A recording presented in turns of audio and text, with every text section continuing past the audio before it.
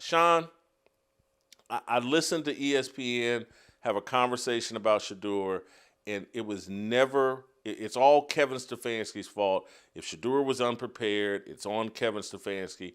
No blame for Shedeur Sanders. I maybe it is Kevin Stefanski's fault, but there's an equal chance that it's Shedeur's fault. That as a backup quarterback, he didn't properly prepare. Am I crazy here? Absolutely not. And two things can be true. And I think what's interesting is the people that support Shedeur at the highest level think they are enhancing his opportunity by placing blame elsewhere when really they're doing more harm than good. Like, you have to take the name out of this evaluation and attach the truth. The truth is a truth. It doesn't have emotions. I live by that, Jay. He's a fifth-round draft pick. Look at the history of the National Football League at this position. How many fifth-round or later drafted quarterbacks got a fair shot? How many fifth-round or later quarterbacks get reps with the first team? I am overly qualified to talk about this. I was a second-round draft pick, 50th pick in the draft. I have been a starter in the National Football League. I've been a backup, and I've been third string. I didn't get one first-team rep until I became the starter. And when I became the starter, I wanted every rep because you only get so many opportunities to practice what we're going to actually implement on Sunday. So this narrative that Stefanski's against Shedeur, I don't agree with that. This narrative that Shedeur hasn't played because he's ill-prepared, I don't agree with that. I think the honest and right opinion is he's a fifth-round draft pick. He's not top NIL earner in college football at Colorado right now. He's not coached by his father. He's not a first-round draft pick. He's not a second-round draft pick. He's a fifth-round draft pick. And unlike a lot of fifth-round draft picks, guess what, Jason? Against a very bad Raiders team, he's getting an opportunity to get his first start. A defense that Dak Prescott just threw 4 touchdowns and almost 300 yards against. I look at it as, listen, this is your shot. Right, wrong, indifferent. Who cares how we got here? You're getting an opportunity that a lot of guys drafted in the fifth round or later at this position never get. An opportunity to start and show that everybody else was wrong and you were right. And I think that needs to be the narrative going into this game. If you call yourself legendary, let's see. Because this is the same team that Joe Flacco couldn't make look good on offense. The same team that Dylan Gabriel, who was drafted ahead of you, couldn't make look good on offense. Now you get your shot. If this offense looks better than it has with the previous 2 quarterbacks, guess what? The Browns are wrong. If this offense doesn't look better, you don't get to seek any comfort. I don't want to hear that the O-line didn't protect or there aren't elite wide receivers or we don't have a running game, because you have already acknowledged that you consider yourself better than your peers. Made a statement in the locker room earlier in the season. He said, listen, I look around the league and I'm better than the quarterback play that I see out there. You know what? All right, Shedeur, go show us. Sunday, we're going to find out. What do you expect to happen on Sunday?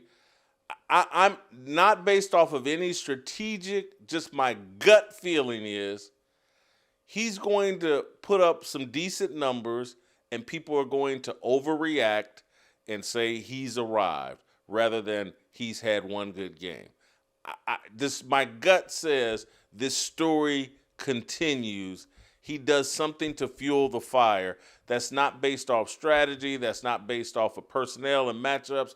It's based off, I believe this story is just going to get better. And anyway, what do you think happens on Sunday? I'm going to change your question slightly, if that's okay. Yeah, please. What do I want to see on Sunday? There you go. I want to see Shedeur Sanders make his layups. When there is a clean pocket and a guy is open, I want to see him throw the ball in rhythm and accurately. That's the number one thing. Second thing, I want to see him understand situational football. Meaning, if Stefanski or Tommy Reese, who I think is calling the plays now, calls an aggressive play on 1st and 10, and there's a pass protection breakdown, throw the ball away. Don't take a 12-yard sack. On 3rd and 8, if you're trying to make something happen, I get it, because we're trying to pick up a first down. If we don't get it, we got to punt anyway. Like, those are the nuanced little things that I'm going to be looking for in this game.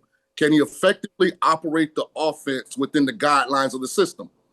And ultimately, if they get on the plane, they go back to Cleveland, and he made enough plays for them to win, I think that's a win for Shedeur. The other thing I'll add this to your want to. I want to see him throughout the game, and particularly in the post game, carry himself like a leader and a true starting quarterback. I've never seen what I saw this last week when he enters the game and he's egging the fans on like he's Hulk Hogan entering a WWE wrestling event. I don't want to see any of that. I want to see some humility. I want to see I'm about this business. I'm not playing to the crowd. And then post game, I want him to make it through an entire 15-minute question and answer session without saying one thing that's a slight or one thing that's off. I want to see him carry himself like a leader and a starting quarterback in the NFL. So here's what's interesting about this, and I'm fascinated by what your response is going to be. I want the same thing, but I'm 48. You're a little older than me. We're 58. both black men. The reason we desire that from him is because the sustainability increases exponentially if that's how he presents himself. But what if somebody asks you to change? Like, you've been in multiple places, and you just said one of the reasons that maybe you aren't still there is because of your inability to acquiesce to what people wanted. You stood on the truth and what your real opinion was, even if it was unliked or unreceived, because that's what you really believe. So I battle a little bit with this because I think that's actually who Shedeur really is. I don't think that's who he needs to be, but I think that's who he really is. So my message to him would be, if you're going to do that, then the expectation is extremely high. If you want to be the guy, every time you get a first down, you run 10 yards, every time something good goes on, you throw your watch up in the air, that's fine. But now you can't ever seek comfort. You can't say the O-line didn't block. You can't say, my bad, we didn't get it done. Like, the grading scale is on a higher curve when you present yourself like that. So for selfish reasons, because I am a former black quarterback in the National Football League, and I know what the league is looking for and wants and desires from that position, from how you represent yourself, which is a representation of the organization, I want him to just play football. Because that's the one position in all the sports. If you play it at a high level, you're going to become a superstar. You don't need the extras. You don't need the additives. You don't have to put anything else in the drink. And so I'm with you. I agree 100%. That's what I want to see. But I want to hear your opinion. What's different between me and you wanting him to change and people wanting you to change throughout your career in this business? Well, I've had to change, and not for business purposes, but, part of me, anybody that knows me and from back in the days, I used to put a D at the end of it. I loved to cuss. Loved it. I used MF as a term of endearment. The way a lot of people say the N-word and call it a term of endearment, that's how I was with MF. I loved to sit in a strip club until closing time. Or if I left early, it's because I had talked someone into leaving early with me. Loved it. I was out of line. It was retardation on my part. Many of the things that I loved and thought made me special. I loved, with a D, hip-hop music. Friends with rappers, just knew everything. Considered myself a hip-hop expert and all that. There are things I had to figure out about myself that were defeating me and stopping me from reaching my full potential as a human being, stopping me from being in an alignment with Jesus Christ, who I said I served. And I look at Shedeur, I look at Dion, they say they're serving Jesus Christ. I don't see them making much effort to get in alignment there. They love to use the words and say this and say that, but in terms of taking action, hey, look, anybody that knows me knows I love, no D included, I love food. I got to get that under control. I need to put a D at the end of that. And particularly, I got to correct.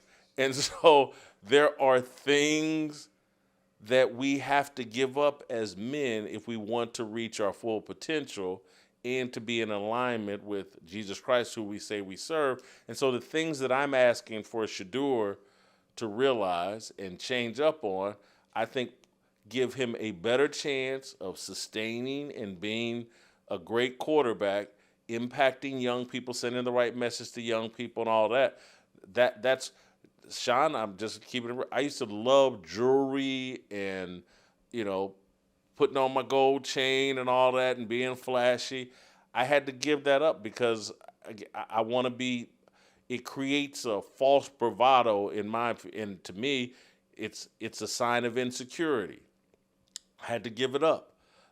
So that's what I would say. There's many things that have changed about me as I've tried to get in alignment with God, and I'm trying to be, the things I'm asking from Shedeur, criticizing Shedeur about, are about getting him in alignment for long-term success and just being a better representation of the faith that he says he has. Help us grow the Fearless Army.